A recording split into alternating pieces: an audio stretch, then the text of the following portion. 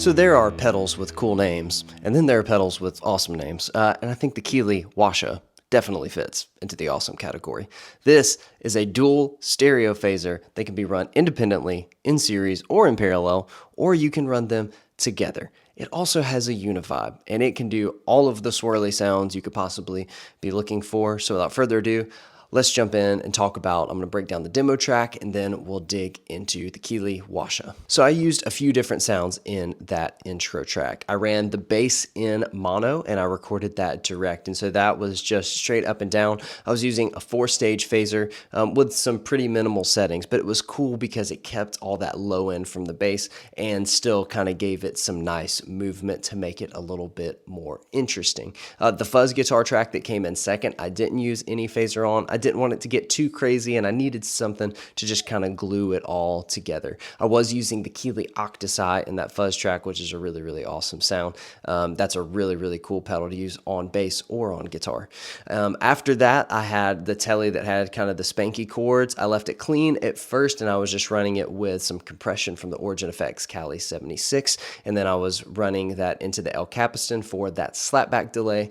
And then when I kicked on the phaser after a couple of bars, I was using a 4-stage phaser with a lot of feedback to give it all of that whooshy kind of movement, which was really, really cool. Now for the lead guitar sound in that video, which was admittedly my favorite, I was going into the Keeley Mark III driver. They did a custom one with my logo on it that I really, really love in a really cool color.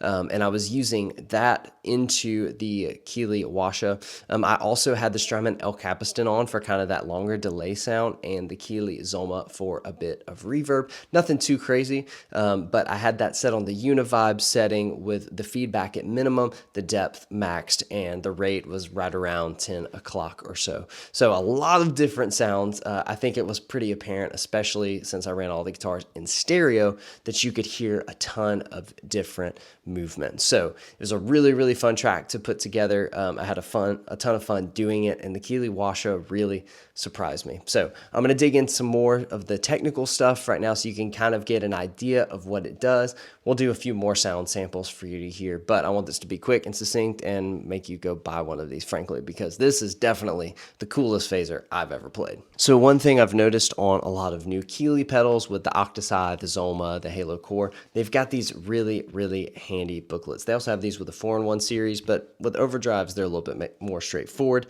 However, with these, I think it is necessary to consult the manual because you're just not going to get everything out of it you could if you don't. So when you flip it open, you've got kind of your basic controls and everything in here, and it tells you what they do. It explains how to go from true or buffered bypass, so you can switch the bypass mode, which is really cool.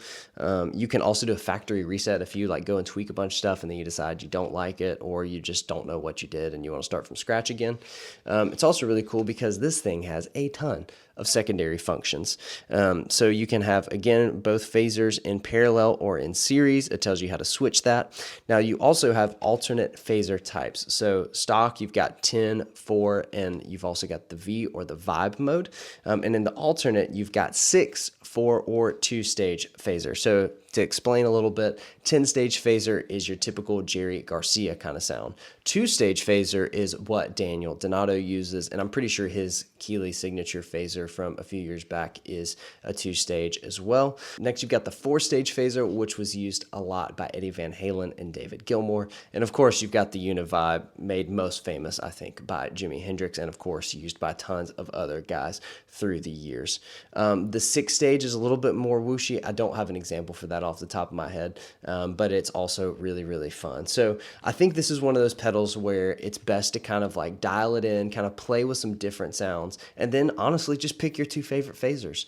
I think it is fun to combine them if you want some really crazy sounds. I could definitely see using that on like a soundscapey kind of track, but live, I'm going to really just pick between 1 or 2. I'm going to kind of have my 4-stage phaser set for my Eddie Van Halen and David Gilmour kind of sounds, and then I'm going to have my Univibe set for the Hendrix stuff. All right, so now I'm going to hook this thing up, and I'm going to take you through a few of my favorite sounds and secondary functions on the Keeley OAXA.